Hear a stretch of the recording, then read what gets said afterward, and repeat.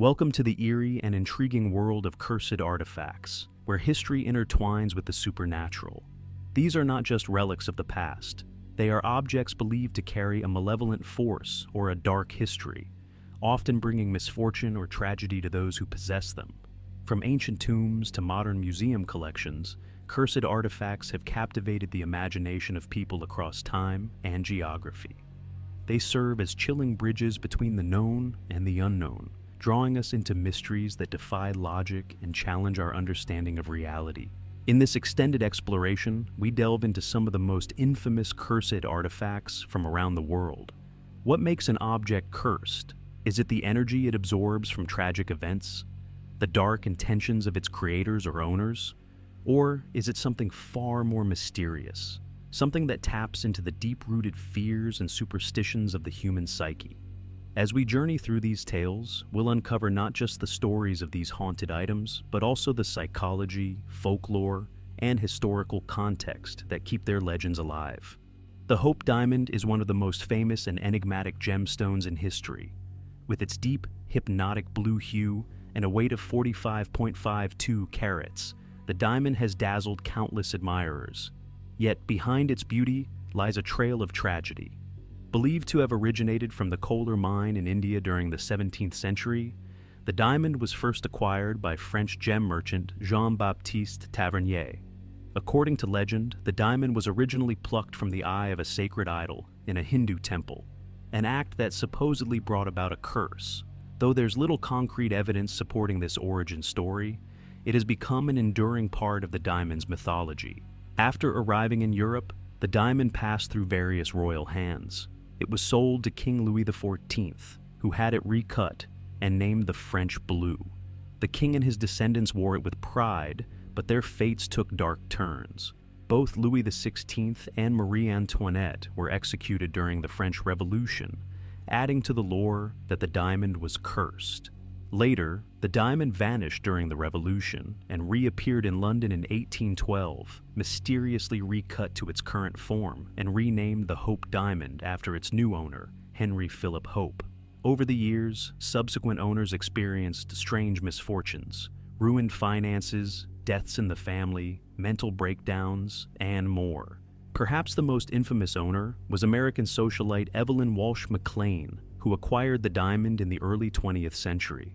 Despite her wealth and status, her life was marked by overwhelming personal tragedy, including the death of her young son in a car accident, her daughter from a drug overdose, and her husband's descent into madness and eventual death. Today, the Hope Diamond is housed at the Smithsonian Institution in Washington, D.C. Visitors admire its splendor without fear, but the stories of doom attached to it still echo through the halls. Whether cursed or merely coincidental, the history of the Hope Diamond serves as a captivating blend of glamour and darkness. Steeped in Jewish folklore, the Dybbuk box is one of the most unsettling modern cursed artifacts.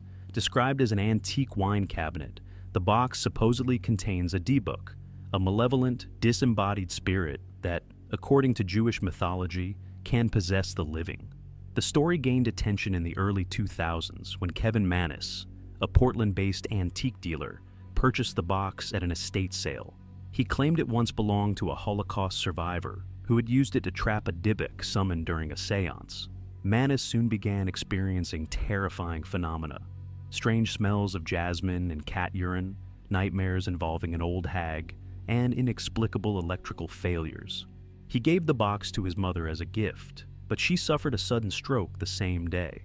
Subsequent owners reported similarly disturbing experiences, including hair loss, night terrors, shadowy figures, and health issues. Eventually, the box came into the possession of college student Iosif Nitzan, who also endured a string of misfortunes. The Dybbuk box reached internet fame when it inspired the 2012 horror film The Possession. Paranormal enthusiasts and skeptics alike have debated its authenticity.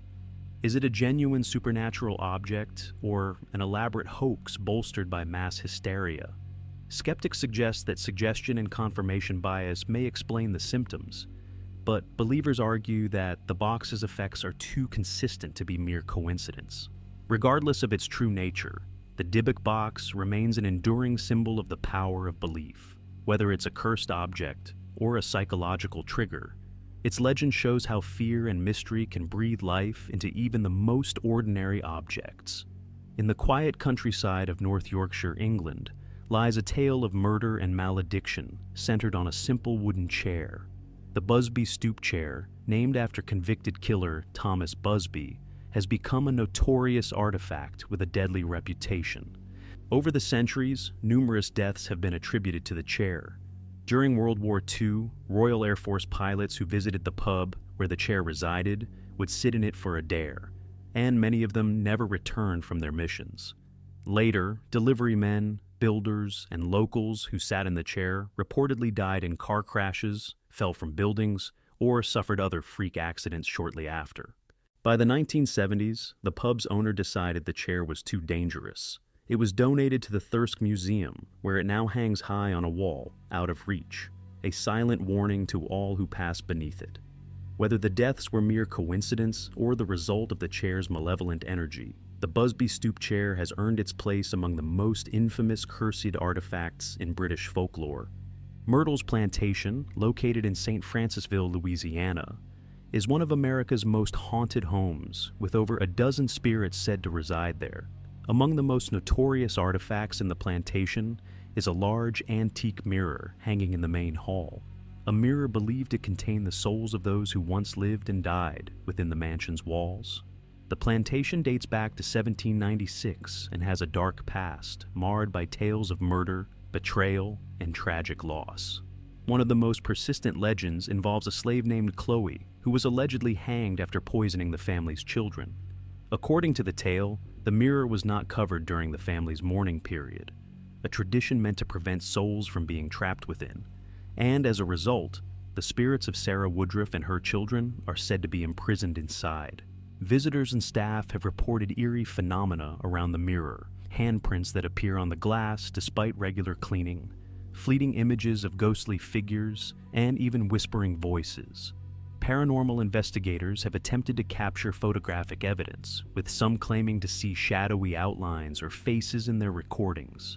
The haunted mirror of Myrtle's Plantation is a potent reminder of the Southern Gothic tradition, where history, tragedy, and the supernatural intertwine. Whether a true portal to the spirit world or a psychological projection of grief and legend, the mirror remains a focal point for those fascinated by haunted relics. Few modern objects have caused as much widespread fear as the Crying Boy painting. Created by Italian artist Giovanni Bragolin in the 1950s, the artwork depicts a teary-eyed child gazing sorrowfully ahead. It's an emotionally charged image, but it wasn't the content alone that alarmed people. In the 1980s, a series of unexplained house fires across the United Kingdom left a trail of devastation. Yet in many cases, the Crying Boy painting was found unscathed among the ruins. A British tabloid ran a sensational story linking the artwork to the blazes, suggesting that it was cursed. The idea caught fire, figuratively and literally, and a wave of panic ensued. People began destroying or discarding the paintings in droves. Some researchers proposed that the paintings were printed on fire-retardant material, which might explain their survival. Others speculated on the psychological effect of mass hysteria, where the fear of a curse perpetuated itself through media coverage.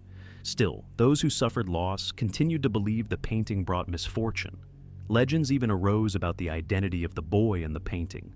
One theory claimed he was an orphan whose home burned down, cursing the artist before dying in a fire himself. Others suggested that different versions of the painting featured various doomed children. None of these stories have been confirmed, yet the fear remains. To this day, the Crying Boy is discussed in paranormal circles as a modern example of cursed art. Whether a victim of media frenzy or a genuine supernatural enigma, the painting reflects how easily fear can take hold, and how it can cling to even the most innocent-seeming objects.